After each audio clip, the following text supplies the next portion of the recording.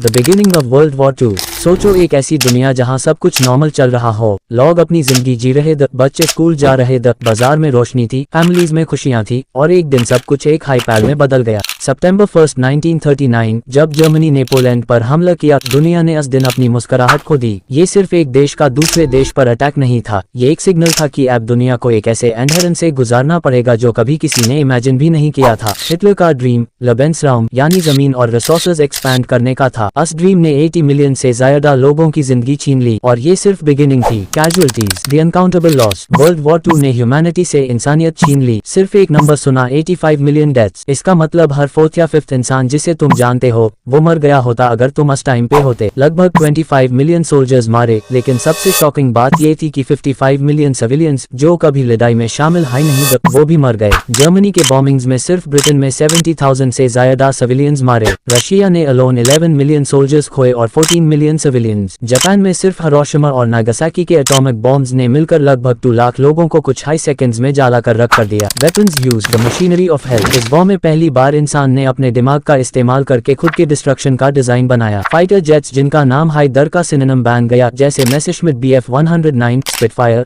Zero fighter. Tanks जैसे tiger आई, शर्मन और T-34 ने बैटलफील्ड को एक मूविंग ग्रेवयार्ड बना दिया। रॉकेट्स जैसे V2 जिसे जर्मनी ने बनाया, वो दुनिया का पहला बैलिस्टिक मिसाइल था। लेकिन सबसे डार्क मोमेंट था जब यूनाइटेड स्टेट्स ने लिटिल बॉय और fat man atomic bombs Hiroshima और नागासाकी पर गिरा दिए। हिरोशिमा में लगभग 140,000 लोग मारे और नागासाकी में 74,000, और ये सिर्फ पहले कुछ दिनों की गिनती है। The real reason behind the war. World war 2 का असली रीजन सिर्फ एक देश का एक्सपेंशन नहीं था, ये एक साइकोलॉजिकल, पॉलिटिकल और इमोशनल ब्रेकडाउन था। ट्रीटी ऑफ वर्साई के ह्यूमिलिएटिंग कंडीशंस ने जर्मनी को इकोनॉमिक कोलैप्स की तरफ धकेल दिया। हिटलर ने इसी गुस्सा, फ्रस्ट्रेशन और नेशनलिज्म को अपनी ताकत बनाया। लेकिन जब एक आदमी का ईगो पूरा ग्लोब कंट्रोल करने लगे, वॉर 2 तय था। साथ हाई इटली के मुसोलिनी, जापान के टोजो और दूसरे फैशिस्ट लीडर्स ने अपने अपने मकसद के लिए दुनिया को इन्फर्नो बना दिया। Mysterious and hidden facts never reveal. तुमने शायद कभी नहीं सुना होगा, रशिया ने अपने हाई लोगों को गुलाग्स में भेजना शुरू कर दिया था। लैक्स ऑफ सिविलियंस साइबेरिया में टॉर्चर कैंप्स में भेजे गए, जिसका कोई रिकॉर्ड ऑफिशियली डिक्लेयर नहीं किया गया। यूएस ने इंटर्नमेंट कैंप्स बनाए जहां जापानीज अमेरिकन लोगों को ईयर्स तक बैन रख दिया गया,